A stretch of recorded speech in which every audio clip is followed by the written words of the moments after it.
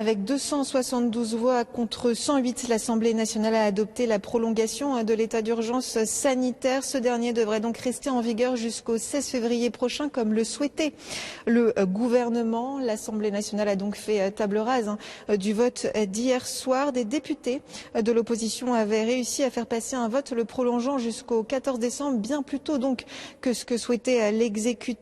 Et ce pour la simple raison qu'au moment du vote, la majorité présidentielle était en minorité. Il n'y avait tout simplement pas assez de députés LREM. Le texte devrait donc être adopté samedi avant un examen au Sénat ce jeudi. Autre temps fort aujourd'hui à l'Assemblée nationale, c'est l'audition du ministre de la Santé pendant 2h30. Olivier Véran a répondu aux questions des députés de la commission d'enquête Covid-19 de l'Assemblée nationale. Le ministre de la Santé qui a été interrogé sur de nombreux dossiers comme la stratégie de test, le nombre de lits de réanimation ou encore de possibles erreurs d'anticipation de la deuxième vague de Covid-19. C'est ça la réalité, mesdames et messieurs les députés. Si vous ne voulez pas l'entendre, sortez d'ici. C'est ça la réalité, mesdames et messieurs les députés. Si vous ne voulez pas l'entendre, sortez d'ici. Elle est là la réalité de nos hôpitaux. Elle est là la réalité de nos hôpitaux. C'est ça la réalité de nos hôpitaux. Vous êtes en train de débattre de sujets alors que nos soignants se battent pour sauver des vies de cette manière-là dans nos hôpitaux. Vos propos étaient indignes et vous avez été indigne. Vous avez été indigne.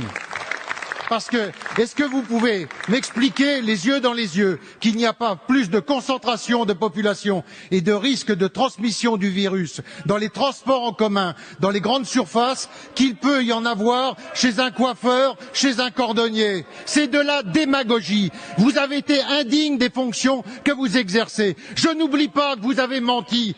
Vous avez menti, monsieur le ministre. Ce n'est pas vous qui expliquiez au départ, lorsqu'il n'y avait pas de masque, par votre incurie, vous nous expliquiez que les masques n'étaient pas nécessaires, inutiles et peut-être contre-productifs. Est-ce que ce n'est pas vous qui l'avez dit? Est-ce que lorsqu'il n'y avait pas de tests, vous nous avez expliqué que les tests en masse étaient totalement inutiles? Vous l'avez dit à ce moment-là. Merci, monsieur le Est-ce que Président. ça n'est pas vous qui avez dit, au moment de la première crise, du premier confinement, qu'il fallait passer de 5000 lits de réa à 14 500 lits de réa? Et aujourd'hui, vous êtes passé à 5008 et le président de la République nous explique que la création de lits n'est pas une solution. Merci. Vous êtes un